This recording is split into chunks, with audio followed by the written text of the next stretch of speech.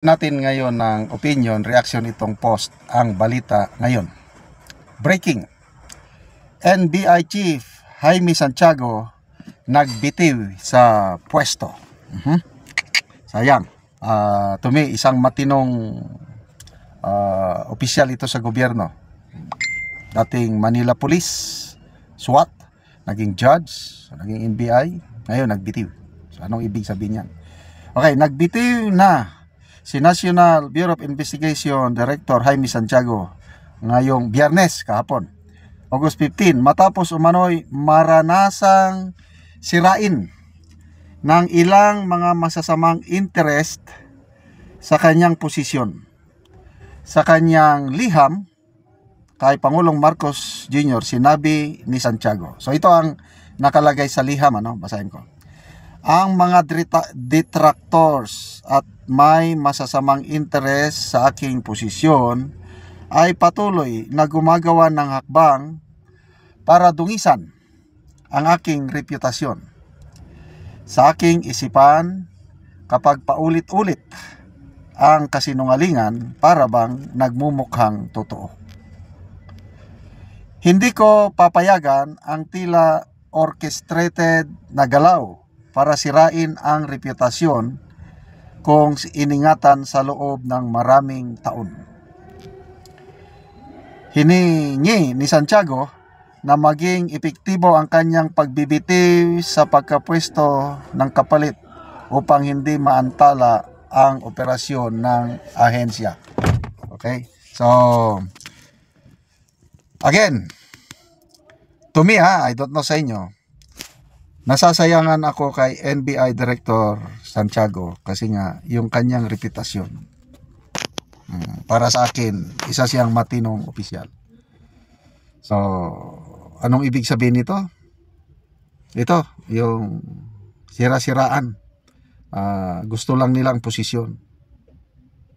Maraming nangyaring ganyan. Kaya, tignan nyo, si Atty. Vic Rodriguez, hindi siya nagtagal sa administrasyong Marcos ito dahil sinisiraan siya.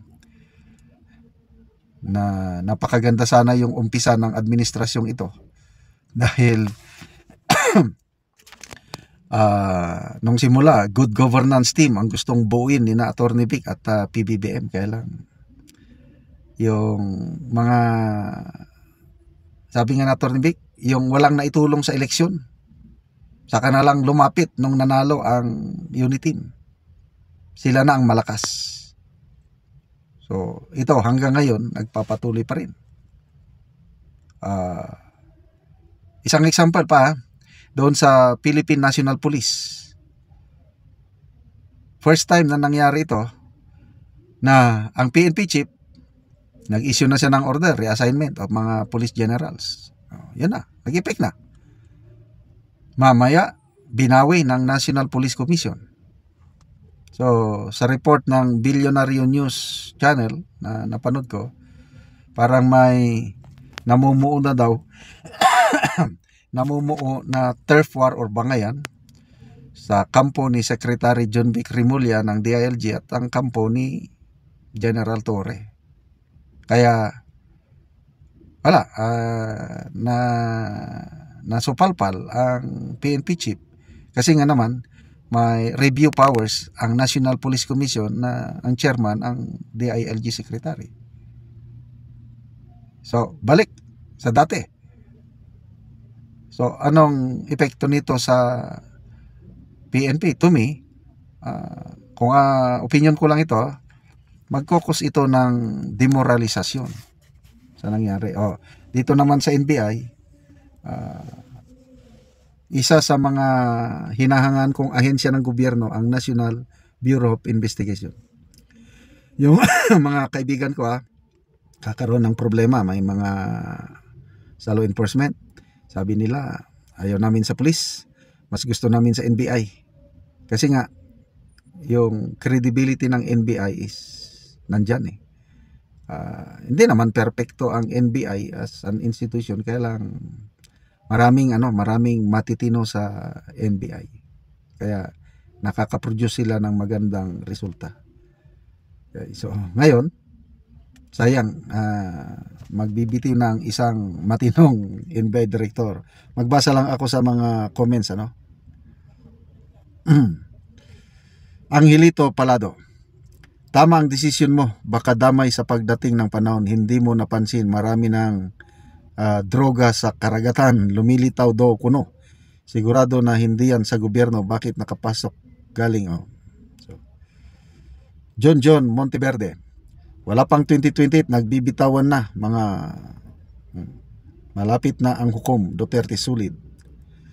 Mel Ferrer, salute to you, Chief Santiago, pinatunayan mo lang na may prinsipyo ka. Ayan. Hindi siya kapit ko sa posisyon.